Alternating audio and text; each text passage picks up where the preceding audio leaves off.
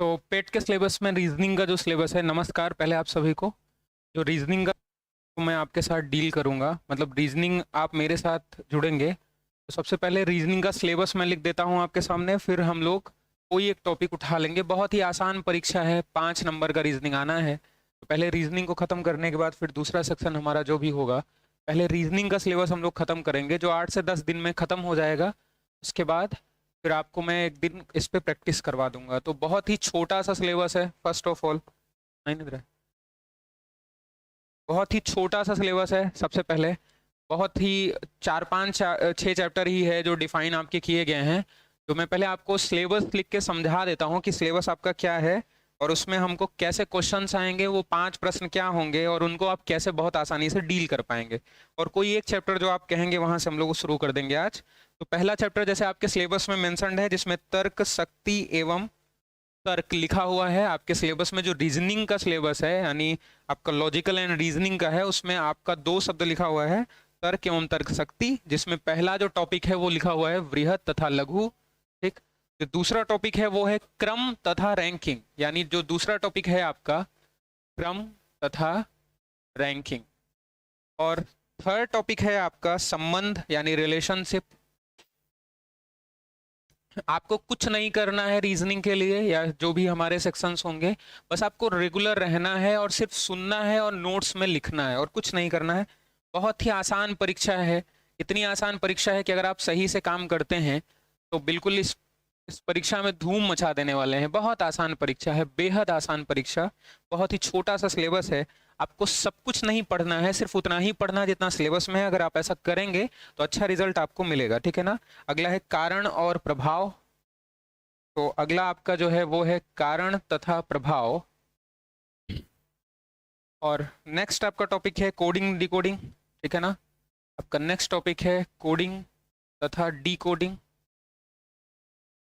और लास्ट आपका जो टॉपिक है वो है कथन तथा तर्क या विश्लेषण आधारित प्रश्न, कथन तथा निर्णय, कथन तथा निर्णय, कथन तथा तर्क या निर्णय, इससे रिलेटेड। इतना ही टोटल आपका रीजनिंग का सिलेबस है। यानी आपके रीजनिंग में आपको पूरी रीजनिंग नहीं पढ़ना है, जैसा कि आपको पता है कि रीजनिंग बहुत बड़ा है, लेकिन उसके सिलेबस में सिर्फ 5 ही नंबर का आना है और आपका ये बहुत ही डिफाइन सिलेबस है। हाँ, सभी को धन्यवाद। ठीक है, तो बहुत ही डिफाइन सिलेबस है। तो सबसे पहले आपको ये जो जो सेगमेंट्स हैं, आपको एक बार मुझे कमेंट में करके बताना है कि आप कौन से सेगमेंट से चाहते हैं, हम किस सेगमेंट से शुरू कर दें।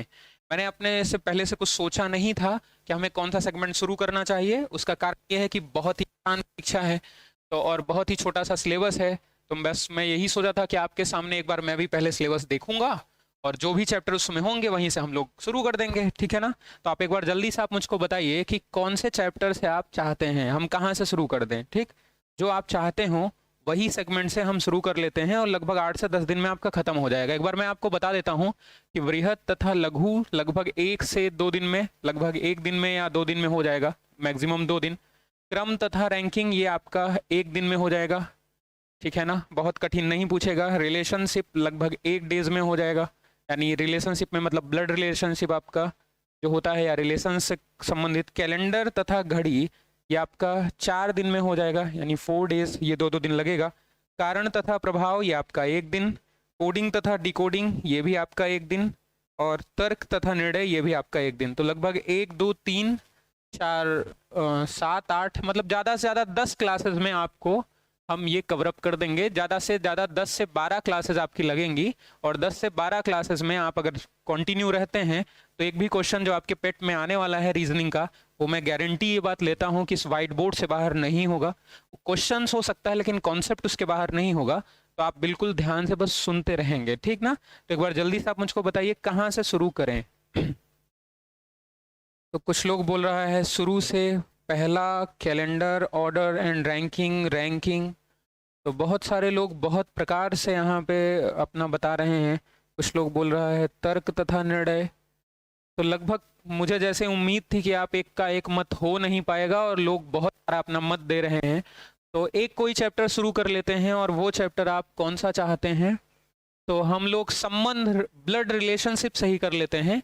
1 दिन का चैप्टर है आपका, यानी हम लोग संबंध से शुरू कर लेते हैं जो खत्म हो जाएगा। बृहद तथा लघु, आप ऐसा कुछ नहीं सोचना है कि सब स्टार्टिंग ही है, समझते हैं ना आप। तो कहने का सेंस यही है कि सब बहुत ही आसान है। 6 वो टॉपिक जो है आपका वो बहुत ही आसान टॉपिक है। तो जैसा कि आपके सिलेबस में जो मेंशन था वो मैंने आपके सामने लिखा। अब हम एक नए टॉपिक से शुरू करेंगे जिसका नाम क्या है, रिलेशनशिप, यानी उसको हम क्या कहते हैं, संबंध। तो पहले 2 टॉपिक हम कवर करेंगे, relationship and order and ranking, यानी क्रम तथा रैंकिंग और रिलेशनशिप। ये 2 टॉपिक खत्म करने के बाद फिर मैं आपसे कोई और टॉपिक चलूंगा, क्योंकि ये दोनों टॉपिक थोड़ा सा रिलेट करते हैं आपका। तो आज का जो अपना टॉपिक होगा वो क्या होगा, रिलेशनशिप। ठीक, तो रिलेशनशिप जो बहुत ही आसान टॉपिक है, अभी आपको आधे घंटे के बाद इस पे ऐसा कोई क्वेश्चन नहीं होगा जो आप नहीं कर पाएंगे, यानी हर क्वेश्चन आपसे हो जाएंगे। बस आपको मेरी बात को ध्यान से सुनना है। ठीक, तो आज एक कोई भी एक कर दिए सर, आपने ही सर अपने हिसाब से, ठीक है, हाँ कैलेंडर ही। तो आप बहुत सारे लोग कमेंट नहीं करिए, कमेंट नहीं करिए, टॉपिक पूरा ही होना है, 10 दिन में खत्म हो जाना है। तो आप यहाँ पे ऐसा कुछ नहीं करिए, आप कैलेंडर ही हम शुरू कर सकते थे, लेकिन अभी मैंने चूज कर लिया और वो टॉपिक हमने रिलेशनशिप चूज कर लिया। कैलेंडर भी बहुत आसान टॉपिक है, कोई टॉपिक इसमें कठिन नहीं है, क्योंकि कठिन टॉपिक जो रीजनिंग के हैं वो पजल, सिटिंग अरेंजमेंट और आपके मशीन इनपुट आउटपुट, ये सब कठिन टॉपिक माने जाते हैं। इसमें कुछ कठिन जैसा है ही नहीं, ये तो सब बहुत ही आसान टॉपिक है। बच्चों सा एग्जाम है, एकदम बच्चों लेवल का एग्जाम है, और उसमें एक टॉपिक है तो रिलेशनशिप। रिलेशनशिप देखिए, आपका जो आपके एग्जाम में रिलेशनशिप है यानी संबंध दिया हुआ है, अब वो रिलेशनशिप से 2 टाइप का क्वेश्चन पूछ सकता है। एक वो कि ऑर्डिनरी पूछ सकता है, मतलब ऐसे लोग बैठे हैं तो पूछेगा कि बताइए कि इस क्रम में उनके भाई कहाँ पर हैं। ठीक, तो वो ऑर्डिनरी टाइप क्वेश्चन कोई भी टीचर या कोई नहीं करा सकता, वो आपके मानसिक अभिरुचि पर निर्भर करता है, यानी आपके मानसिक क्षमता पर निर्भर करता है। वो आप उस समय प्रेजेंट सिनेरियो में जैसा आप दिमाग लगा पाएंगे वैसा वैसा हो जाएगा। लेकिन दूसरा जो है, जो मुझे थोड़ा सा हिंट देना है, वो है आपका संबंध में रक्त संबंध यानी ब्लड रिलेशनशिप। तो हम टॉपिक आज जो करने वाले हैं वो है ब्लड रिलेशनशिप। जो आपका सामान्य अब संबंध जो होते हैं, यानी सामान्य प्रश्न जो संबंध पर बनते हैं, यानी रिलेशनशिप पर 2 प्रकार से प्रश्न बनाए जा सकते हैं। जो आपका सामान्य प्रश्न या फिर ऑर्डिनरी टाइप जो क्वेश्चंस बनते हैं वो आपके प्रेजेंट सिनेरियो यानी प्रेजेंस ऑफ माइंड पर निर्भर करता है, जो आप कर लेंगे। जो दूसरा है वो है ब्लड रिलेशनशिप यानी रक्त संबंध, जो बहुत ही आसान टॉपिक है। मैंने बार बार ये कहा कि बहुत बच्चों सा एग्जाम है। अगर आप 3-4 घंटा रोज रेगुलर रह जाते हैं 20 दिन, तो आप इसका परिणाम देखेंगे अपने सामने कि आपका हो जाएगा। ठीक है ना, तो हम चलते हैं रक्त संबंध पर और थोड़ा सा इसका बेसिक समझेंगे 20 मिनट में, और अगले 20 मिनट में हम 3-4 क्वेश्चन के माध्यम से इस चैप्टर को आज समाप्त कर देंगे। ठीक, तो ये आज का हमारा होगा। क्या यहाँ तक आपको कोई प्रॉब्लम है? If you have any doubt regarding this you can ask. अगर यहाँ तक आपको कोई भी समस्या है तो एक बार आप मुझे यहाँ पर बताइए कि आपको कोई समस्या है क्या। यहाँ तक आप एग्री करते हैं क्या, ये टॉपिक हम शुरू कर सकते हैं? आपको कोई समस्या तो नहीं है? एक बार मुझे कमेंट में जरूर बताइए, बताइए एक बार कमेंट में जरूर बताना है आपको। क्या यहाँ तक आपको कोई दिक्कत है? मैं आपका इंतजार कर रहा हूँ। चलिए, नो प्रॉब्लम। ठीक, चलिए अब हम देखिए, जो आपका ब्लड रिलेशनशिप टॉपिक है, उस ब्लड रिलेशनशिप में कुछ बातों को आपको ध्यान से सुनना है, और अगर उन बातों को ध्यान से सुन सकते हैं आप, तो ये टॉपिक बहुत ही आसान हो जाएगा आपका। सबसे पहला ये है कि मैं आपको बताता हूं कि इस क्वेश्चंस को, यानी ब्लड रिलेशन संबंधित जो क्वेश्चन होंगे आपके एग्जाम में, अगर वो संबंध में ब्लड रिलेशनशिप पूछता है यानी रक्त संबंध से जो क्वेश्चंस होंगे वो बेहद ही आसान होंगे, पहली बात। दूसरी बात ये है कि आप उनको 2 प्रकार से हल कर सकते हैं। पहला ये कि आप लॉजिक लगा करके सॉल्व करें, और दूसरा ये कि आप अपने रिलेशन में ही चीजों को सोचें। जैसा कि क्या है कि कोई भी क्वेश्चन आएगा तो आप अगर खुद में ही सोचेंगे, अपने ही रिलेशनशिप में सोचेंगे, तो भी क्वेश्चन सॉल्व हो जाएगा। तो इस क्वेश्चन को सॉल्व करने का 2 नेचर है। पहला नेचर ये है कि हम लॉजिक लगा करके चीजों को हल करें, सॉल्व करें, और दूसरा ये है कि हम विदाउट लॉजिक हम खुद के रिलेशनशिप में ही सोचें और हमारा क्वेश्चन आसानी से सॉल्व हो जाएगा। ठीक है ना। बात ये है कि हमें ये लॉजिक से सीखना है। उसका कारण क्या है? क्योंकि मैं हर किसी के रिलेशंस को नहीं जानता हूं, वो संभव नहीं है, वैसे पढ़ाया नहीं जा सकता। बाकी अगर मैं आपको बताऊं कि जो इसका बेस्ट मेथड है सॉल्व करने का, वो आप खुद के रिलेशनशिप में सोचिए। ऐसे चुटपुटिया टाइप सवाल होते हैं, बहुत आसानी से आप उनका आंसर दे देंगे और आपका क्वेश्चन सॉल्व हो जाएगा। अदरवाइज अगर आप खुद के रिलेशनशिप से क्वेश्चन नहीं सॉल्व कर पाते हैं तो हम इसको लॉजिक से भी सॉल्व कर लेंगे। देखिए, जो आपका बेसिक सिनेरियो है ब्लड रिलेशनशिप का, वो है आपका ट्री बनाना आपको आना चाहिए। अगर आप ट्री बनाना सीख गए तो ये क्वेश्चन बहुत ही आसानी से बच्चों की तरह सॉल्व हो जाएगा। जैसे मैं आपको कुछ ट्री बनाकर आपको दिखाता हूँ, समझाता हूँ, फिर आपको ये बातें समझ में आएंगी। दूसरी है कि हम और आप मिलकर के आज एक बात निर्भर कर लेते हैं यहाँ पर कि कभी भी कोई भी मेल मेंबर होगा तो उस मेल मेंबर के लिए हम त्रिभुज का प्रयोग किया करेंगे, और अगर कोई फीमेल मेंबर होगा तो उस फीमेल मेंबर के लिए हम सर्कल का प्रयोग करेंगे। यानी आज के बाद हम जब भी ब्लड रिलेशनशिप को समझेंगे तो वहां पर हमारा क्या ऑस्पेक्ट होगा, अगर आप पहले पढ़ चुके कहीं पर उन्होंने जो भी कुछ बताया है वो भी सही है। बहुत ही आसान है, टॉपिक ही बहुत आसान है। अगर मेल मेंबर है तो उसके लिए हम ट्रायंगल का यूज करेंगे, और अगर फीमेल मेंबर है तो उसके लिए हम एक सर्कल का यूज करेंगे। ये बात आप ध्यान से समझिएगा। दूसरी बात ये है कि अगर कोई हस्बैंड वाइफ होंगे, मतलब अगर कोई हस्बैंड होंगे और वाइफ होंगे, तो उनके बीच में जब हम रिलेशंस बनाएंगे तो यहां पर हम कुछ नहीं करेंगे, इनके बीच में हम प्लस और माइनस का इंडिकेशन कर देंगे बस। यानी याद रखिएगा कि जब भी हम हस्बैंड वाइफ का कोई भी रिलेशनशिप बना रहे होंगे तो हस्बैंड वाइफ के रिलेशनशिप में हमको कुछ नहीं करना है, सिर्फ और सिर्फ प्लस और माइनस को दर्शा देना है। यानी ये बात इसका इंडिकेशन होगा, या फिर प्लस माइनस को छोड़ दीजिए, हम उसको डबल लाइन से दर्शा देंगे। याद रखिएगा, प्लस माइनस को छोड़िए। जब भी अगर ऐसा होगा कि यहां पर हम हस्बैंड वाइफ की बात कर रहे होंगे तो वहां पर उनके साथ हम 2 लाइन का प्रयोग करेंगे। अगर हमारा कोई गहरा संबंध होगा तो उसके लिए हम 1 लाइन का प्रयोग करेंगे, और अगर गहरा संबंध नहीं होगा, दूर का संबंध होगा, तो उसके लिए हम किसी लाइन का प्रयोग नहीं करेंगे। ये हमारी बेसिक बातें हैं कि ट्री बनाने हमको सीखना होगा। दूसरी बात यह है कि हमको मेल मेंबर के लिए त्रिभुज का प्रयोग करना है, और आपका फीमेल मेंबर के लिए हमको कुछ नहीं, एक सर्कल का प्रयोग करना है। हस्बैंड वाइफ के रिलेशन के लिए हमको 2 लाइन यहाँ पे दिखा देना है, और अगर कोई क्लोज रिलेशनशिप होगा तो 1 लाइन, और अगर कोई ऐसा ऑर्डिनरी टाइप रिलेशनशिप होगा तो वहां पर हमको बिना किसी लाइन के दर्शा देंगे। ठीक है ना? मुझे लगता है कि यहाँ तक आप बातों को समझ पाए हैं। बेहद आसानी से तब आप समझ पाएंगे जब मैं इस पे कुछ उदाहरण देकर के आपको समझाऊंगा। तो देखिए, पहले हम कुछ उदाहरण के द्वारा इसको समझने की कोशिश करते हैं, फिर आपको बातें समझ में आने लगेंगी। ठीक है ना? ध्यान से सुनिए। जैसे मान लीजिए कि आपका ये ट्री बनाना होगा कि ए बी का पिता है। मान लीजिए आपके सामने है कि A is the father of B, यानी ए बी का पिता है। मैं इसको दावे के साथ कह सकता हूं कि आप में से 80% लोग यही नहीं समझ पाते हैं कि हु इज फादर, यानी कौन पिता है। तो इसके लिए आपको क्या करना होगा कि जहां भी, जिस भी जगह, हिंदी में ही आप पेपर देंगे, मुझे पूरी उम्मीद है कि पर स्कॉलर्स में इंग्लिश में तो मुझे नहीं लगता कोई पेपर देगा, यानी प्रतापगढ़ में, और पेट में तो लगभग इंग्लिश में ही, हिंदी में ही पेपर देंगे आप। तो कहने का मतलब ये है कि अगर आप हिंदी में पेपर देंगे, इंग्लिश में भी देंगे, तो ऑफ आपको छुपाना है। अगर आप हिंदी में पेपर देंगे तो आप हमेशा याद रखिएगा कि जिस भी के साथ का और की लगा रहेगा उसको आप छुपा लीजिए। यानी यहां पर हम इसको छुपा लेंगे बी का। तो जैसे हम बी का छुपाते हैं तो हम क्या पढ़ पा रहे हैं? ए पिता है। तो हमको पता चल चुका है कि कौन पिता है, यानी ए बी का पिता है। अगर इसको आपको समझने में दिक्कत है तो आप कुछ मत करिए, जहां पर का शब्द या की शब्द या के शब्द या ऑफ वर्ड जहां पर आपको दिखे उसको आप हाइड कर लीजिए, और जैसे आप उसको हाइड कर लेंगे तो आपका आंसर मिल जाएगा कि कौन पिता है। यानी यहां पर हमने बी का हाइड किया तो पता चला ए पिता है। तो अगर ए पिता है तो हमेशा याद रखना है कि ट्री में जो सीनियर होगा वो ऊपर होगा और जो जूनियर होगा वो नीचे होगा। यानी ए जो है वो पिता है, और अभी अभी हमको पता चला कि जब भी कभी भी कोई भी मेल मेंबर होगा तो उसके लिए हम क्या करेंगे? एक त्रिभुज का प्रयोग करेंगे। तो हमने एक को एक त्रिभुज के अंदर बंद कर दिया। ये एक मेल मेंबर है, ये पिता है, और किसके पिता हैं? बी के। तो बी को हमने कहां कर दिया? नीचे कर दिया। ऐसे ही हमको ट्री बनाना होगा। ये बहुत ही बेसिक है। दूसरा क्वेश्चन देखिए, अगर मान लीजिए आपके सामने आता है कि ए बी का मामा है। ठीक, अगर ऐसा आता है कि ए बी का मामा है तो आपका कैसे ट्री बनेगा? तो वंस अगेन मैंने आपको क्या बताया, सबसे पहले आप ऐसा शब्द खोजिए जिसमें का की लिखा हुआ है। तो आपने देखा बी का, आप इसको छुपा लो।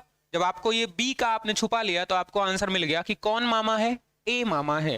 अब किसका मामा है? बी का मामा है। तो हमने बी को बता दिया। अब आप मुझको बताइए कि मामा का जो रिश्ता होता है वो माँ से होता है। यानी सबसे पहले बी का कोई मामा होगा तो मामा डायरेक्ट नहीं हो सकता, पहले बी की माँ को बनाना होगा। तो हमने बी की माँ को बनाया, ये है बी और बी की कौन है, ये माँ। माँ के लिए हमने क्या बना दिया, एक गोला। क्यों बना दिया, क्योंकि फीमेल के लिए हम एक सर्कल का यूज करेंगे और हम मेल के लिए एक ट्रायंगल का यूज करेंगे। तो हमने एक सर्कल का यूज किया। अब बी की माँ और माँ के भाई को ही क्या कहते हैं, मामा। तो इनके भाई को आप बना दो और इनका भाई कौन हो जाएगा, ए। तो यहां पर हमने ये ट्री बना लिया कि ए बी का मामा है, ठीक है ना। एक और हम समझते हैं, उसके बाद हम एक क्वेश्चन की तरफ चलेंगे और 2-3 क्वेश्चन हम सॉल्व करेंगे और फिर आपका हम डाउट लेंगे, फिर हमारा ये चैप्टर खत्म हो जाएगा। चलिए, तो एक और हम क्वेश्चन करते हैं और एक और ट्री बनाने की कोशिश करते हैं। मान लीजिए इसमें ये क्वेश्चन कहता है कि सी जो है वो डी का ससुर है। क्वेश्चन ये है आपका कि सी जो है वो डी का ससुर है। तो फिर से एक बार हमारे पास वही क्वेश्चन आ चुका है, पुनरावृत्ति, कि कौन ससुर है। तो उसके लिए हमने अभी अभी समझा था कि ऐसा वो शब्द इसमें का की लिखा हो उसको आप छुपाओ। तो आपने डी का छुपा लिया और जैसे ही डी का छुपाया तो यहां पर क्या मिला, सी, यानी सी ससुर है। किसका ससुर है, डी का। तो हमको डी को बनाना होगा। अब इनका जो ससुर है वो कैसे हो सकता है, सी जो है वो डी का ससुर है, तो डी का ससुर कैसे हो सकता है। इस बात को डिफाइन करने के लिए पहले ये होना होगा कि डी एक पुल्लिंग है या डी एक स्त्रीलिंग है। तो क्या हम इस बात को बता सकते हैं कि डी पुरुष लिंग है या स्त्रीलिंग है, नहीं। क्यों, क्योंकि इस प्रश्न में यानी इस बात में ये बात बताई ही नहीं गई कि डी कौन है। मान लीजिए यहां पर लिखा होता कि डी एक पुरुष है। अगर ऐसा होता कि डी एक पुरुष है तो हम डी को किस में बंद कर देते, एक त्रिभुज में, जैसा कि आपको पता है, क्योंकि एक ये पुरुष है और पुरुष के लिए हमको किसका प्रयोग करना होता है, त्रिभुज का प्रयोग करना होता है। तो हमने एक त्रिभुज का प्रयोग किया और उनको त्रिभुज में बंद कर दिया। अब डी के ससुर को बनाना है। अब डी का ससुर कौन है, सी। क्यों, कैसे पता चला, क्योंकि हमने का वर्ड छुपाया तो पता चल गया सी ससुर है। तो अब हमको डी का ससुर बनाना है। तो क्या ससुर डायरेक्ट हो सकता है, नहीं। उनका संबंध किससे होता है, वाइफ के पिता से। तो डी की वाइफ को बनाना होगा। तो हमने अभी अभी समझा कि वाइफ और हस्बैंड के लिए हम बराबर का चिन्ह लगाएंगे और यहां पर हम एक गोला बना देंगे। यहां पर ये जो गोला है इसमें जो कोई भी आएगा वो कौन होगा, डी की पत्नी। और उनकी पत्नी के पिता जो होंगे वही क्या होंगे, डी के ससुर होंगे। एक बार फिर से आप ध्यान से समझ लीजिए अगर नहीं समझ पाए हैं। यहां पे लिखा हुआ है सी डी का ससुर है और डी एक पुरुष है। अगर डी एक पुरुष है तो हमने उसको किसमें बंद कर दिया, त्रिभुज के अंदर। और अगर हमने उसको त्रिभुज के अंदर बंद कर दिया तो सबसे पहले क्या डी के ससुर को डायरेक्ट बनाया जा सकता है, कदापि नहीं बनाया जा सकता है। उसके लिए हमें क्या करना होगा, उनका विवाह कराना होगा, मतलब उनकी पत्नी को खोजना होगा। तो डी की पत्नी, और डी की पत्नी किसमें होंगी, एक गोले में होंगी। क्यों, क्योंकि पत्नी जो है वो स्त्रीलिंग है और स्त्रीलिंग के लिए हम गोले का प्रयोग करेंगे। तो हमने एक गोले का प्रयोग किया और जब गोले का प्रयोग किया हमने बराबर का चिन्ह लगा दिया, क्योंकि पति पत्नी है और उनकी पत्नी के पिता को ही हम क्या बोल देंगे, ससुर बोल देंगे। यानी यहां पर सी जो है वो डी का ससुर हो गया। ठीक, क्या यहां तक आप बात समझ में आ रहा है।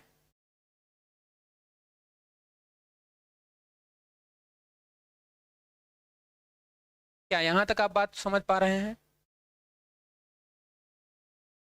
एक बार आप मुझे बताइए, क्या यहां तक आपको कोई दिक्कत है। अगर यहां तक कोई दिक्कत नहीं तो हम एक क्वेश्चन करते हैं और उस क्वेश्चन से आगे शुरुआत करते हैं। बताइए यहां तक कोई दिक्कत है।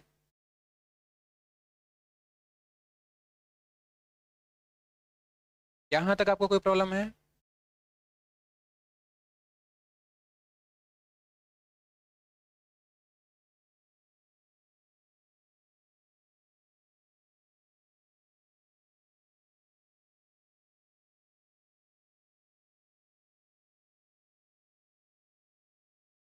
मुझे लगता है इसका बेसिक एस्पेक्ट्स आप समझे होंगे और बेसिक बात आप समझ पाए होंगे। अब हम एक क्वेश्चंस के द्वारा इसको समझने की कोशिश करते हैं। मैं आपके सामने 3 क्वेश्चंस कराऊंगा और उस 30 क्वेश्चंस के बाद आपका ये, ओके, बहुत सारे लोगों को यहाँ पर कोई प्रॉब्लम नहीं है।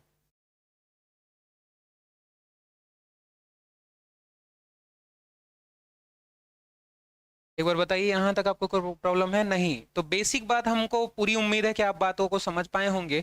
अब एक क्वेश्चन समझते हैं और उस क्वेश्चन के द्वारा समझते हैं कि एग्जाम में आपके कैसे क्वेश्चन पूछा जाएगा। यहाँ तक आपको कोई प्रॉब्लम नहीं है, ये बहुत अच्छा है। अब हम क्वेश्चंस के द्वारा समझेंगे कि कैसे आपके एग्जाम में क्वेश्चन आएगा। चलिए, बहुत अच्छा। अब एक प्रश्न नोट करिए, एक क्वेश्चन नोट करिए और हम समझते हैं कि आपके एग्जाम में कैसे क्वेश्चंस आएंगे, ठीक है ना। तो आपका एक क्वेश्चन हम लिखते हैं कि किसी परिवार में, ठीक है ना, इन अ फैमिली, एक परिवार में, किसी परिवार में, किसी परिवार में, ठीक। और मैं इसको पॉइंट्स के फॉर्म में लिख रहा हूं, आपको अपनी कॉपी में लिखना है क्योंकि अब ये क्वेश्चन है तो आपको लिखना ही पड़ेगा। ए इज हस्बैंड ऑफ बी, यानी जो पहला है आपका, ए बी का पति है। पहला पॉइंट कहा हुआ है। अब ये क्वेश्चन पूरा एक पजल फॉर्म में आएगा, मैं पॉइंट्स में करके आपको समझा रहा हूं, आपके एग्जाम में एक पजल फॉर्म में आ सकता है। तो किसी परिवार में ए बी का पति है, उसके बाद सी इज अ सन ऑफ ए, जो सी है वो ए का पुत्र है, ठीक। तीसरी जो लाइन है वो है D is a daughter of B, जो डी है वो बी की पुत्री है, ठीक। अगली जो लाइन है F is a daughter of G, F G की पुत्री है। और अगली लाइन है C is the father of F, C F का पिता है। तो आपके सामने प्रश्न ऐसे आएगा कि किसी परिवार में, आपके सामने क्वेश्चन क्या लिखा हुआ है, ध्यान से सुनिए। ऐसे ही क्वेश्चन पूछा जाएगा कि किसी परिवार में क्या है, यहाँ पर ए बी का पति है। आपके सामने ऐसे क्वेश्चन होगा कि किसी परिवार में ए बी का पति है। दूसरा ये है A is the husband of B, C is a son of A, यानी सी ए का पुत्र है। तीसरी लाइन है D is a daughter of B, जो डी है वो बी की पुत्री है। अगली जो लाइन है वो क्या है, F is a daughter of G, F जो है वो जी की पुत्री है। और लास्ट लाइन है आपका C is the father of F, यानी सी एफ का पिता है। अब क्वेश्चंस ऐसा होगा कि वो किसी से किसी का रिश्ता पूछ लेगा, जैसे वो ही पूछेगा कि बताइए बी का सी से क्या संबंध है, या वो पूछेगा सी का एफ से क्या संबंध है। तो सबसे पहले हमको क्या करना होगा कि इन सारी लाइंस का यूज करके हमें ट्री बनाना होगा, और ट्री बनाने के बाद हम ऐसे सारे क्वेश्चंस का आंसर दे सकते हैं। क्वेश्चंस क्या है, किसी परिवार में ए जो है वो बी का पति है, सी ए का पुत्र है, डी बी की पुत्री है, ठीक है ना, एफ जी की पुत्री है, सी एफ का पिता है। तो बताइए कि आपसे सामने कुछ क्वेश्चंस पूछा जा सकता है, जैसे ए का एफ से क्या संबंध है, एफ का जी से क्या संबंध है, बी का सी से क्या संबंध है। तो पहले क्वेश्चंस को बहुत ध्यान से समझेंगे और हम ट्री बना करके समझेंगे कि इसको हम कैसे सॉल्व कर सकते हैं। तो पहली लाइन हमने क्या समझा, अभी अभी हमने समझा था कि ए जो है वो बी का पति है। अगर ए बी का पति है तो आप एक बात ध्यान से मुझे बताइए कि इसमें पति कौन है, ए या बी, यानी हु इज हस्बैंड, ए और बी। तो then you know very well, अगर जिस भी शब्द के साथ का वर्ड लगा है उसको आप छुपा लीजिए, यानी हमने बी का छुपा लिया तो हमको पता चल गया कि कौन पति है, ए पति है। तो इसमें ए पति है, और ए अगर पति है तो बी कौन हो गई, पत्नी हो गई। यानी ए पति है तो उसके लिए हमने त्रिभुज शब्द लगा दिया, और अगर बी जो है वो पत्नी है के लिए हमने एक सर्कल का प्रयोग कर दिया। तो पहली लाइन हमारी, उससे हमने क्या ट्री बनाया कि ए त्रिभुज के अंदर है क्योंकि वो पति है, बी एक गोले के अंदर है क्योंकि वो पत्नी है, और पति और पत्नी के बीच में हमने अभी बताया था कि बराबर का चिन्ह लगाना है, तो हमने यहाँ पर बराबर का चिन्ह लगा दिया। यहाँ तक आपको बात समझ में आई है। अगली लाइन समझते हैं। अगली लाइन ये कह रहा है कि सी ए का पुत्र है, ठीक। अगली लाइन जो है वो ये कह रहा है कि सी जो है वो ए का पुत्र है। तो सी ए का पुत्र है, क्या हम इस बात को समझ पा रहे हैं कि कौन पुत्र है?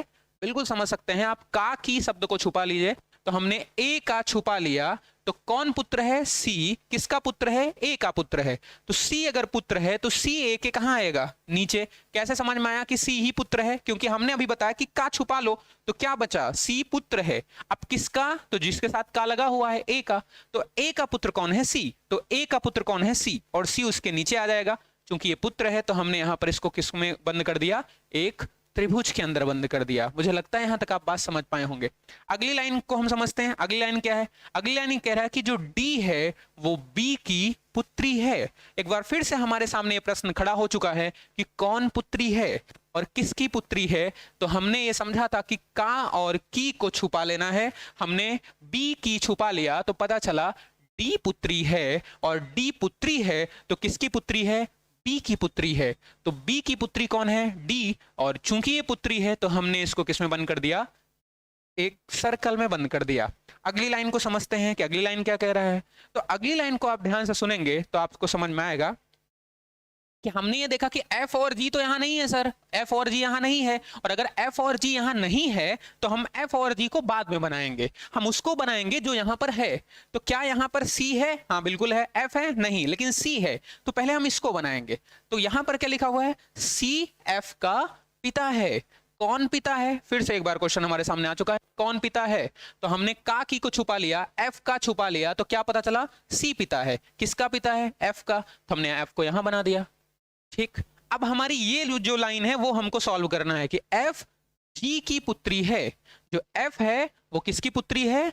G की पुत्री है। ये बात हमको पता चल गया कि F जो है वो G की पुत्री है। तो ये कैसे पता चल पाएगा कि यहां पर F जो है वो पुत्री है C की, ये पुत्री है। और ये किसकी पुत्री है? C की, क्योंकि यहां पर पता चल रहा है कि C जो है वो F का पिता है और F जो है वो G की भी पुत्री है। ऐसा कैसे हो सकता है कि वो दो लोगों की पुत्री हो? ऐसा हो सकता है, ऐसा कैसे हो सकता है कि एक पुल्लिंग हो और एक स्त्रीलिंग हो, यानी एक उनके माता होंगी और एक उनके पिता होंगे। तो पिता तो क्लियर है, सी एफ का पिता है यानी सी पिता हो गया। तो ये जी की भी पुत्री है। तो जी की कैसे पुत्री हो सकती है? ऐसे हो सकती है कि सी का जी से विवाह हुआ है। तो यहां पर कौन होंगे? जी। और हमने इनके बीच में क्या बना दिया? बराबर का चिन्ह। ये आपका पूरा का पूरा ट्री बन करके तैयार हो गया। अगर ये आपका ट्री बन करके तैयार हो गया होगा तो हम किसी भी क्वेश्चन का आंसर दे सकते हैं। एक बार आप मुझको बताइए, क्या ये आपको ये ट्री समझ में आया है? क्या ये आपको ट्री समझ में आया है? क्या ये आप ट्री समझ पाए हैं? एक बार आप जल्दी से मुझे कमेंट में करके बताइए, क्या आप ये ट्री समझ पाए हैं?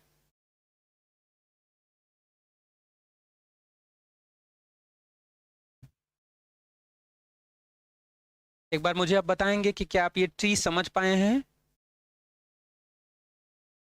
अगर आपको कहीं भी प्रॉब्लम है तो एक बार पूछ लीजिए, क्योंकि आप अगर नहीं समझ पाए हैं तो एग्जाम में नहीं कर पाएंगे ऐसे क्वेश्चंस। तो एक बार आपका समझना बहुत जरूरी है। ऑनलाइन में यही प्रॉब्लम है कि फेस एक्सप्रेशन से बच्चे का हम लोग समझ जाते हैं कि कौन समझ पाया नहीं समझ पाया, बट यहाँ पर आपके मैसेज का ही रिस्पॉन्स हमें देखना होता है। तो कमेंट आ रहा है यस सर जी यस सर ओके।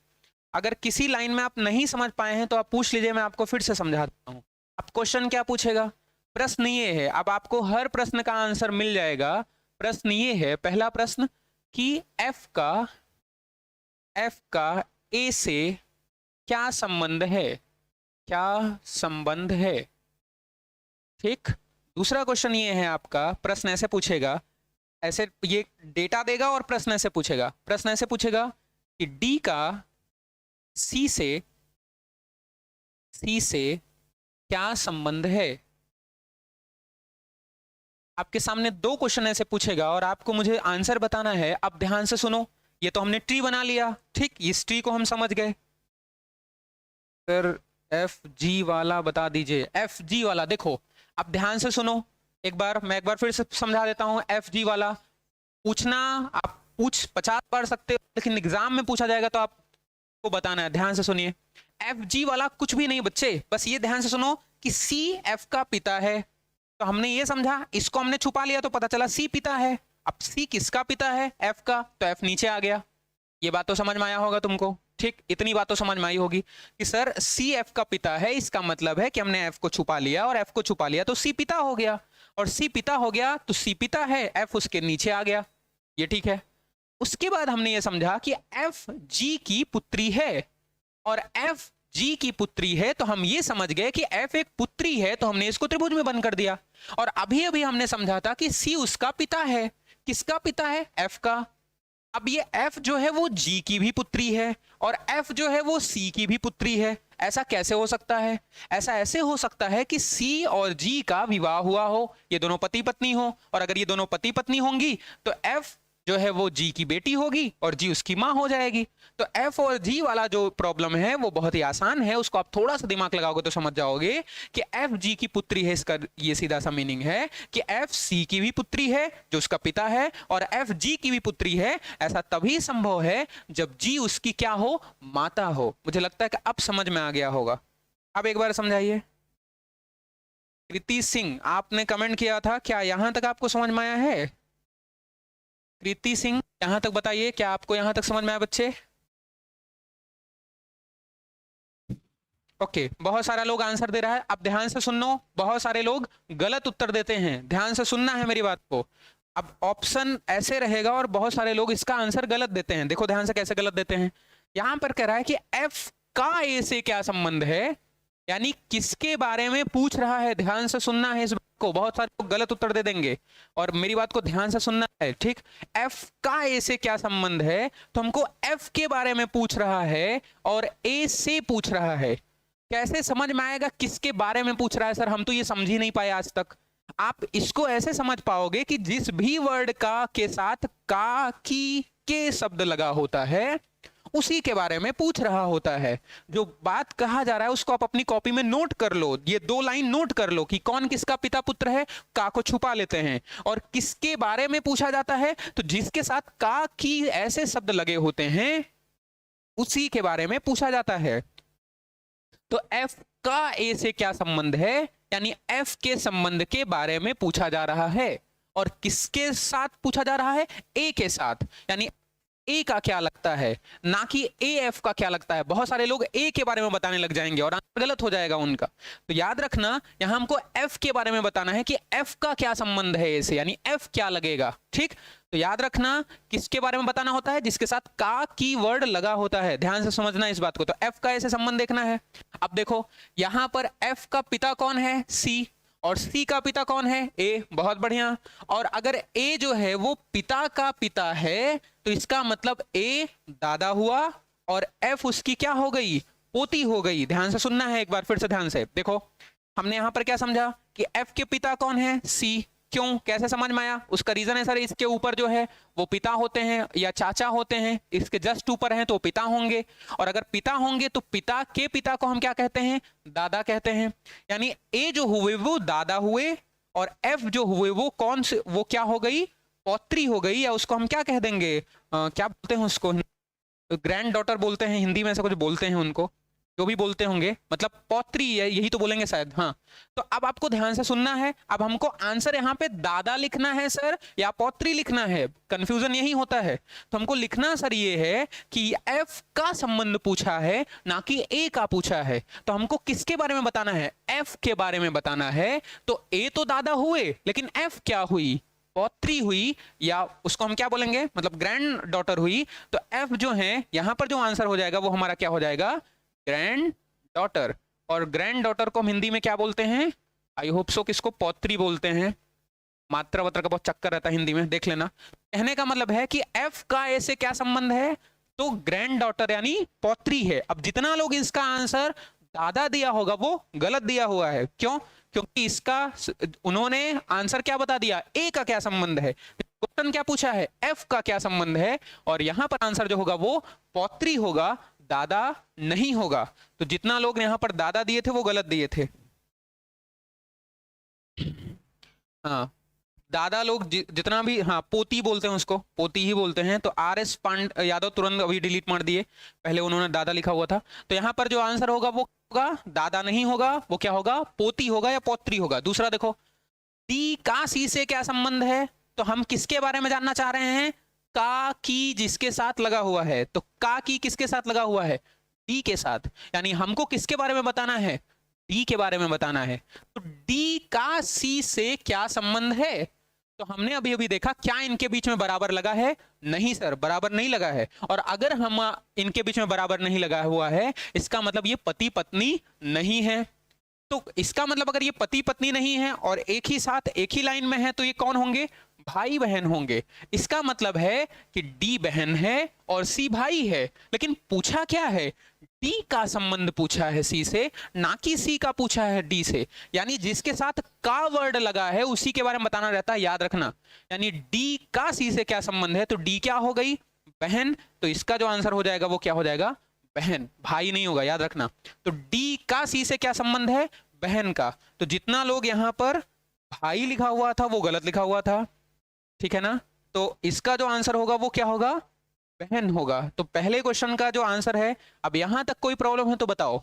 अगर यहां तक कोई प्रॉब्लम है तो बताओ, बिल्कुल झिझक पूछना है, बिल्कुल बेझिझक आपको पूछना है, अदरवाइज आप क्वेश्चन कर नहीं पाओगे बच्चे। तो बिल्कुल बेझिझक पूछना है, पूछिए।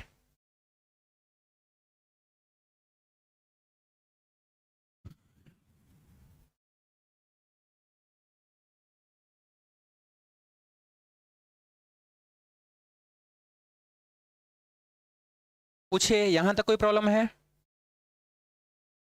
अगर यहां तक कोई प्रॉब्लम है तो एक बार पूछो, जल्दी से यहां तक आप एक बार पूछो, मैं आपके कमेंट का वेट कर रहा हूं। उसके बाद हम एक और क्वेश्चन करते हैं और ये चैप्टर आपका खत्म हो जाएगा, ठीक है। अब आपको इस पे प्रैक्टिस करना है, जो नहीं आएगा पूछना है। नो सर, एक बार जल्दी से बताइए, क्या यहां तक कोई प्रॉब्लम है?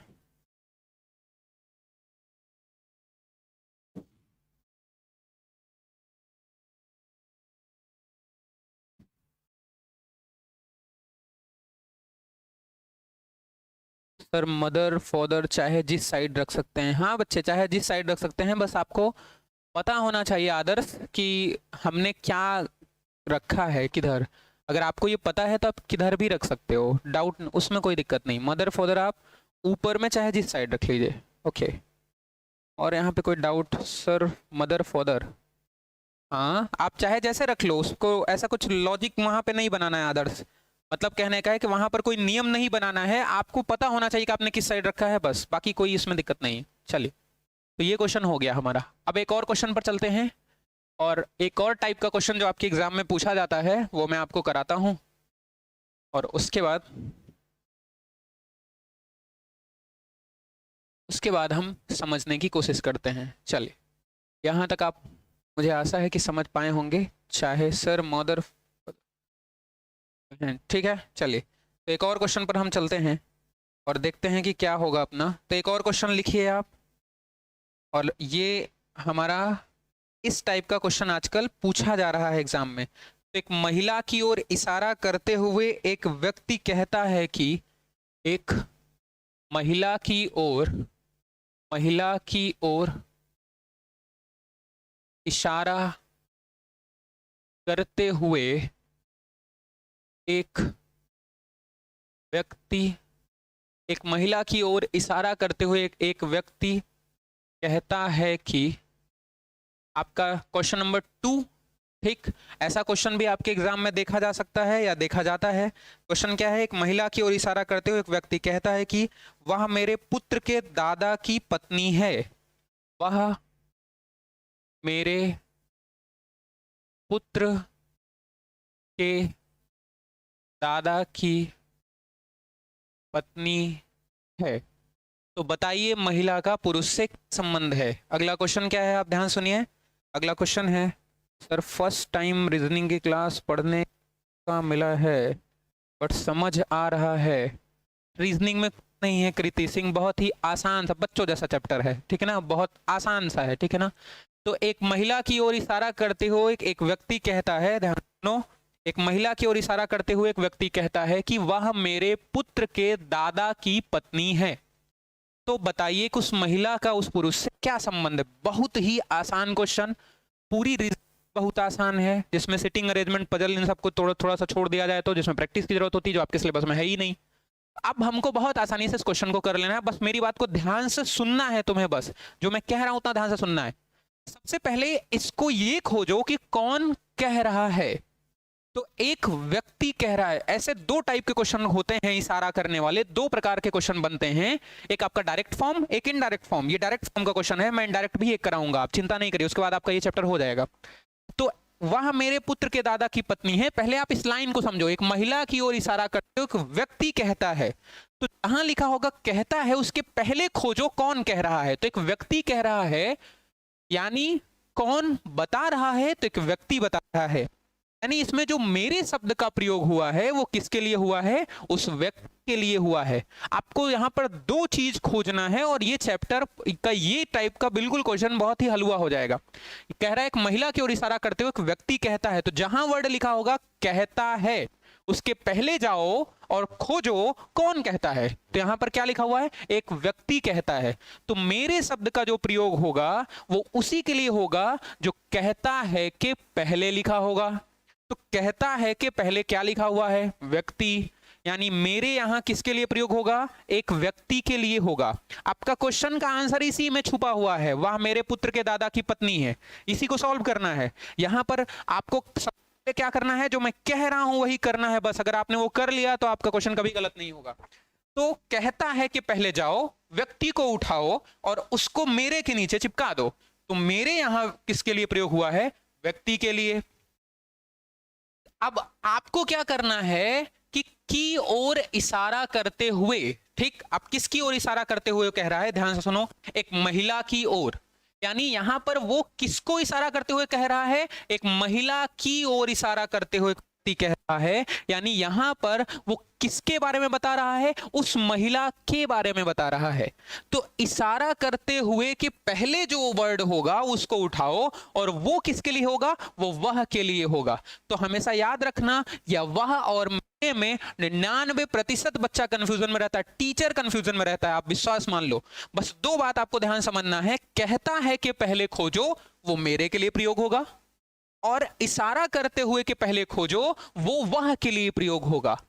तो यहां पर वह के लिए कौन प्रयोग होगा, वो महिला, और मेरे के लिए क्या प्रयोग होगा, व्यक्ति। अब हमको ये स्टेप, इसको हमने पहले सीखा, अब दूसरा एक और स्टेप हम जानेंगे और उसके बाद ये हमारा टॉपिक खत्म हो जाएगा। मतलब ये क्वेश्चन हम बहुत अच्छे से कर लेंगे। ध्यान से सुनना है, सुनने में जल्दबाजी नहीं करना है, वो तो सुनना ही होगा, अदरवाइज कैसे समझ में आएगा। तो आपको यहाँ पर जो दो वर्ड परेशान करता है, सबसे पहले जो 99% बच्चों की समस्या होती है, जिसमें पहला वर्ड है वह, दूसरा वर्ड है मेरे। मेरे शब्द का जो प्रयोग है आप वो हमेशा खोजना है, कहता है के पहले कौन कहता है, एक व्यक्ति। तो यहां मेरे के किसके लिए प्रयोग होगा, उस व्यक्ति के लिए होगा। और यहां पर वह किसके लिए प्रयोग होगा, तो जिसके सामने लिखा हुआ है की ओर इशारा करते हुए, तो महिला की ओर इशारा करते हुए, तो वह किसके लिए प्रयोग होगा, महिला के लिए होगा। और अगर आप इतनी बात समझ पाए तो देखिए हम बहुत आसानी से इस क्वेश्चन को कर देंगे। अब क्वेश्चन की शुरुआत हमको यहां से करना है, और जो लास्ट में आने वाला है, लास्ट में वो ये महिला आएगी। ध्यान से सुनना है, हमको यहां से क्वेश्चन की शुरुआत करना है। तो आप इसको पहले बांट दो, यहां पर मेरे आया 1 नंबर, पुत्र आया 2 नंबर पर, दादा आएंगे 3 नंबर पर, पत्नी आएंगी 4 नंबर पर। यानी कहने का है कि मेरे से क्वेश्चन की शुरुआत करना है और आपको नंबरिंग कर लेना है। मेरे 1 नंबर, पुत्र 2 नंबर, दादा 3 नंबर, पत्नी 4 नंबर। ऐसे जितना भी बड़ा होता आपको ऐसे नंबरिंग कर लेना है। अब आपको ऐसे बनाते चलना है, यहां से क्वेश्चन शुरू करना है, मेरे यानी व्यक्ति। तो आपने यहां पर एक त्रिभुज में क्या बना दिया, व्यक्ति। अब आपको 2 नंबर चलना है, इस एक का पुत्र, देखिए मेरे पुत्र, एक के पुत्र, इसका पुत्र कहां आएगा, नीचे 2 नंबर। अब हमको पुत्र के दादा, तो तीसरे नंबर पर कौन आएंगे, उनके दादा। अब ये 2 के दादा को बनाना है, तो 2 के पिता, ये कौन से नंबर पर, 3 नंबर पर।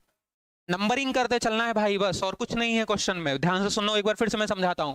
सबसे पहले मेरे लिखा, व्यक्ति, ठीक, पहले नंबर पर। अब एक का पुत्र बनाना है, तो पुत्र तो नीचे होगा, और अगर वो पुत्र है तो त्रिभुज में होगा, तो हमने इसको त्रिभुज में बना दिया, 2 नंबर।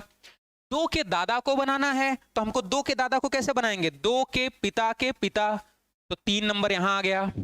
अब उस दादा की पत्नी, यानी 3 नंबर की पत्नी, और 3 नंबर की पत्नी कहां होगी, उनके बगल में, बराबर लगा दो। और यहां पर क्या हो गया, 4 नंबर। और हमको पता है कि पत्नी के लिए हम किसका प्रयोग करते हैं, गोला का, ये 4 नंबर। ठीक, मैं एक बार फिर से समझाता हूं, ध्यान से सुनो। यहां से हमने बनाना शुरू किया क्वेश्चन, 1 नंबर पर कौन आ गया, व्यक्ति। उस व्यक्ति का कौन, पुत्र 2 नंबर नीचे, 2 नंबर का दादा, यानी इस पुत्र का दादा तीसरे नंबर पर है, तो तीसरे नंबर को बनाना है अब हमको दूसरे के बाद, तो इनके पिता के पिता दादा हो गए 3 नंबर, गुड। अब उनके दादा की पत्नी 3 नंबर की पत्नी, तो 3 नंबर की पत्नी उनके बगल में, ये 4 नंबर। और मैंने कहा था जो लास्ट में बचेगा वो ये महिला होगी, लास्ट में यही बचा, यानी यही वो महिला है। तो अब आपको हमको बताना है कि इस व्यक्ति का महिला से क्या संबंध है। तो व्यक्ति क्या लगता है, उस महिला का पुत्र लगता है। कैसे समझ में आया? ये है वो व्यक्ति, ये वो व्यक्ति है, और ये व्यक्ति के कौन है? पिता, और पिता की ये कौन है? पत्नी। तो इसका मतलब वो क्या हो गई? माता। यानी वो महिला कौन है? माता, और वो व्यक्ति कौन है? पुत्र। तो कहेगा व्यक्ति का महिला से क्या संबंध है? पुत्र। महिला का व्यक्ति से क्या संबंध है? तो माता। तो आंसर क्या हो जाएगा कि वो व्यक्ति उस महिला का क्या लगता है? पुत्र लगता है, और वो महिला उस व्यक्ति की क्या लगती है? माता लगती है। बताइए यहां तक बात समझ में आया है? बताइए यहां तक बात समझ में आया है? एक बार आप जल्दी से कमेंट में करके बताइए कि आप यहां तक कहीं पर भी ऐसा है जहां नहीं समझ पाए हैं। बताइए एक बार।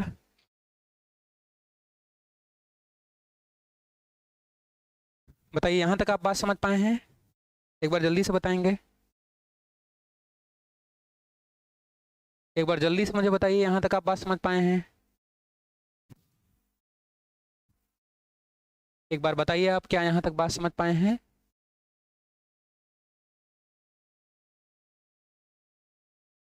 ओके।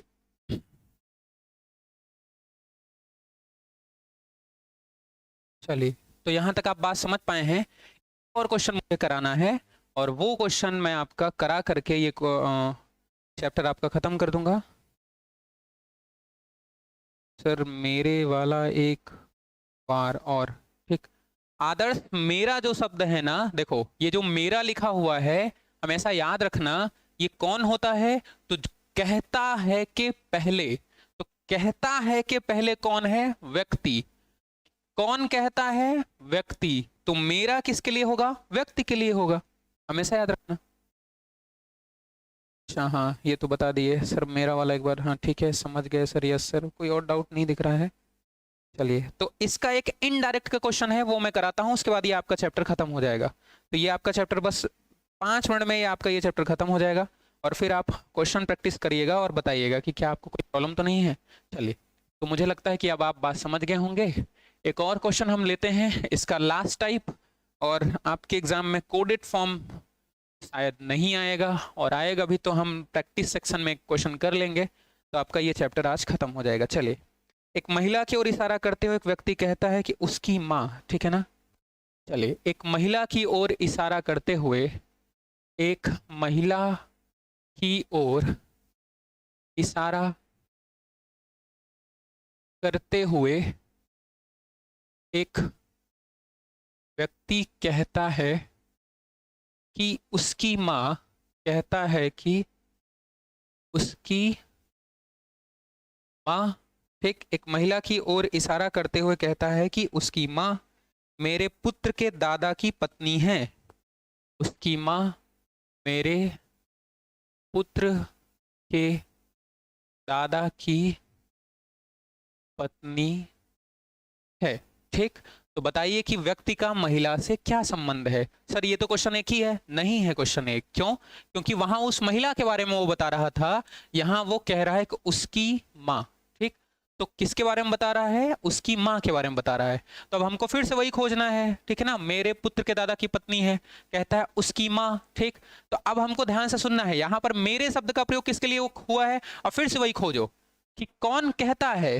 तो एक व्यक्ति कहता है, तो एक व्यक्ति कहता है, तो यहां पर मतलब मेरे शब्द का जो प्रयोग हुआ है वो किसके लिए हुआ है? व्यक्ति के लिए हुआ है। और लास्ट में जो बचेगा वो कौन होगा? ध्यान से सुनना, लास्ट में जो बचेगा वो कौन होगा? तो मैंने कहा था कि जिसके बारे में वो कहेगा।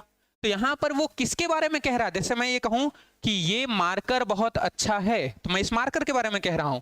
लेकिन मैं ये कहूं कि इस मार्कर का कैप बहुत अच्छा है, तो मैं इस मार्कर के एक चीज के बारे में बता रहा हूं, उसका कैप, ठीक। वही बात यह है कि ये व्यक्ति अब उस महिला के बारे में नहीं बता रहा है, अब वो उस महिला की मां के बारे में बता रहा है, क्योंकि यहां पर क्या लिखा है? उसकी मां। तो यहां जो लास्ट में आएगा वो महिला नहीं आकर के कौन आएगी? उसकी मां आएगी। और हमको क्वेश्चन की शुरुआत वहीं से करना है। तो 1 नंबर मेरे से शुरू करना होता है हमेशा। 1 नंबर, 2 नंबर, 3 नंबर और 4 नंबर। अब हम बनाना शुरू करेंगे। तो सबसे पहले मेरे यानी वो व्यक्ति, यानी वो व्यक्ति आ गया। ये कौन से नंबर पर आ गया? पहले नंबर पर।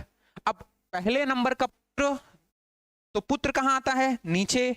पुत्र नीचे आता है तो हमने यहाँ पर इसको क्या बना लिया? 2 नंबर। दो का दादा कैसे आएगा? उनके पिता के पिता। 2 के दादा यहाँ पर आ गए 3 नंबर। अब 3 नंबर की पत्नी यानी हमने यहाँ बराबर बना दिया और यहाँ पर हमने क्या लिख दिया? 4 नंबर। तो हमने यहाँ पर जैसे पहले क्वेश्चन सॉल्व किया था वैसे ही किया नंबरिंग से। मेरे 1 नंबर, उनके पुत्र 2 नंबर, के दादा 3 नंबर और दादा की पत्नी 3 से 4 नंबर। अब यहाँ पर लास्ट में जो आएगा वो महिला नहीं आएगी। मैंने आपको बताया था कि लास्ट में वही आता है जिसके बारे में बात हो रही होती है। तो यहाँ किसके बारे में बात हो रही है? उसकी माँ के बारे में बात हो रही है। यानी यहाँ 4 नंबर पर जो लास्ट में बचता है, जो नंबर बचता है वो कौन है? महिला की माँ। और यहाँ 4 नंबर पर महिला की माँ आ गई तो महिला कहाँ आएगी? उसके नीचे। और अगर महिला उसके नीचे आएगी तो यानी महिला की माँ अगर ये है तो महिला कहाँ होगी? उसके नीचे। और अगर उसके नीचे होगी तो ये क्या हो गई? महिला। ठीक, कैसे हो गया सर? महिला आप लिखे थे पिछले क्वेश्चन में, क्योंकि वहां पर उस महिला के बारे में वो कह रहा था। यहां पर उस महिला के बारे में कह ही नहीं रहा है, वो क्या कह रहा है? उसकी माँ। तो अगर उसकी माँ के बारे में कह रहा है तो हमने उसकी माँ को बना दिया। अब वो महिला कहाँ आ जाएगी? नीचे। अब बताओ व्यक्ति का महिला से क्या संबंध है? क्या बराबर लगा है? नहीं। और अगर बराबर नहीं लगा है, सेम ग्रुप में है, तो क्या हो गए? भाई बहन। यानी महिला का व्यक्ति से क्या संबंध है? तो क्या होगा? बहन। और व्यक्ति का महिला से क्या संबंध है? तो क्या होगा? भाई। ठीक, तो यहां तक ये हो गया। अब यहां तक अगर कोई डाउट है तो एक बार पूछ लो। आपका ये चैप्टर खत्म हो गया। ठीक, तो हमने एक चैप्टर आज खत्म कर लिया जिसका नाम क्या है? रिलेशनशिप। ठीक, रिलेशनशिप आज आपका खत्म हो गया और हम कल से शुरू करेंगे ऑर्डर एंड रैंकिंग। ठीक, अब आपको क्या करना है? घर पे जाना है, कोई भी एक ऐसी कोई भी बुक आपको उठा लेना है या प्रैक्टिस सेट उठा लेना है जहां पर रिलेशनशिप संबंधी जितने भी क्वेश्चन होंगे। बहुत कठिन क्वेश्चन मत लगाना, क्योंकि कठिन क्वेश्चन आएगा ही नहीं तुम्हारे एग्जाम में। पिट बहुत ही हलवा टाइप का एग्जाम है, ऐसे चुटपुटिया टाइप क्वेश्चन आएगा उसमें। तो आपको करना क्या है कि ऐसे जो भी चुटपुटिया टाइप क्वेश्चन होंगे रिलेशन संबंधी उसको लगाना है। जो भी डाउट होगा आपको कल पूछना है सबसे पहले 5 मिनट में, आपका एक क्वेश्चन बन जाएगा। तो यहां तक कोई प्रॉब्लम है तो पूछिए।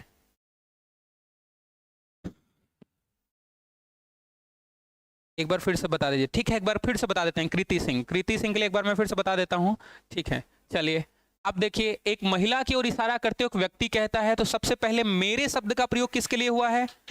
तो कहता है कौन? व्यक्ति, यानी मेरे व्यक्ति के लिए हुआ। अब ये सीरीज पहले बना लो। मेरे पहले नंबर, पुत्र दूसरा नंबर, दादा तीसरा नंबर, पत्नी चौथे नंबर, ऐसे बना लिया पहले 1 2 3 4। अब इसमें हम बनाते चले जाएंगे। इसका पुत्र दूसरे नंबर पर, दो के दादा तो ये तीसरे नंबर पर, उनकी पत्नी चौथे नंबर पर। कैसे सर? 3 की पत्नी बनाना है, 3 की पत्नी बनाना, बराबर लगा करके हमने उनकी पत्नी को बना दिया। अब लास्ट में जो बचता है वो लास्ट में कौन बचता है? तो लास्ट में ये बचता है जिसके बारे में बात किया जा रहा होता है। तो किसके बारे में बात किया जा रहा है? महिला की माँ के बारे में। तो चौथे नंबर पर कौन हो गया? महिला की माँ। और अगर चौथे नंबर पर हो गया महिला की माँ, तो महिला कहाँ हो जाएगी? नीचे। और अगर महिला नीचे हो जाए तो इसका मतलब है कि वो महिला उस व्यक्ति की क्या लगती है? बहन। और वो व्यक्ति उस महिला का क्या लगता है? भाई। ठीक है ना? चलिए,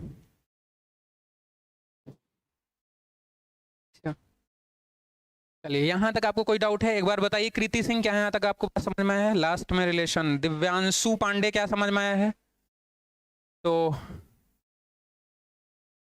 आपको पता है कि स्कॉलर्स आपके साथ उतनी मेहनत करता है जितनी की मेहनत आप नहीं करते हैं। मतलब आपसे ज़्यादा आप पर मेहनत करने वाला स्कॉलर्स है। हम आप पर उतनी मेहनत करते हैं जितनी कि आप मेहनत नहीं करते हैं आपको बनाने के लिए। तो एक बार आप मेरी तरफ से मेरी बात मान करके इसको शेयर जरूर कर दीजिएगा, ताकि वो सारे लोग भी समझ सकें, इतना कम अफोर्डेबल फीस में पढ़ सकें, जो वास्तव में इसके नीडी हैं, वास्तव में जिनको ज़रूरत है। आपको पता ही है कि इस बार लॉकडाउन लगा तो आंध्र प्रदेश की एक लड़की है जो बहुत ही तेज़ थी, बहुत ब्रिलियंट थी, लेकिन बहुत ही ब्रिलियंट थी। वो दिल्ली में पढ़ी हुई थी, बहुत ब्रिलियंट थी, लेकिन लैपटॉप या मोबाइल या कंप्यूटर खरीदने के उसके पास नहीं था, अफोर्डेबल पैसा नहीं था, इसलिए उसने सुसाइड अटेम्प्ट कर लिया। तो आपको पता है कि ऐसे बहुत सारे लोग हैं जिनको पास उतना रिसोर्सेज या उतना पैसा नहीं है। तो हम एक शुरुआत कर रहे हैं, हम सभी मिलकर के, पूरी स्कॉलर्स टीम मिलकर के ये शुरुआत की है कि हमने बहुत ही अफोर्डेबल फीस में आपके लिए एक इनिशिएशन दिया है कि आप हमारे साथ अपना भविष्य बनाएं और आप अच्छा करें। तो आप एक बार इसको शेयर ज़रूर करेंगे मेरे कहने से, और अगर आपको यहाँ तक कोई प्रॉब्लम है तो अपना प्रॉब्लम पूछेंगे, मेहनत करेंगे, और जितना सारे टीचर्स कह रहे हैं आप उनकी बात मानेंगे और आप हमारे साथ बिल्कुल मेहनत करने की कोशिश करेंगे। अगर आप ऐसा करेंगे तो हम इस बात को आश्वस्त करते हैं आपके लिए कि आपका यहाँ पर जो भी सेगमेंट पढ़ाया जाएगा, लगभग सारे सेगमेंट ही पढ़ाए जाएंगे, वो आपका क्वेश्चंस हो जाएगा। थोड़ा सा मेहनत आपको करना है कि बस वो करना है जो टीचर से कहेगा, ठीक है ना। तो आई होप सो कि आपको ये बात समझ में आया होगा। यहाँ तक कोई दिक्कत है तो आप बताइए। धन्यवाद। ठीक है, तो आज आपकी सारी क्लासेस यहाँ पे खत्म हो गई। आपकी आज यहाँ पे लगभग 4 ही क्लासेस चलनी थी, जो आपकी क्लासेस चल चुकी। कल हम फिर से उसी समय पर आपसे रूबरू होंगे और एक नए टॉपिक के साथ और नए उमंग और जोश उत्साह के साथ आपके भविष्य को उज्जवल करने के लिए। ठीक है ना, धन्यवाद।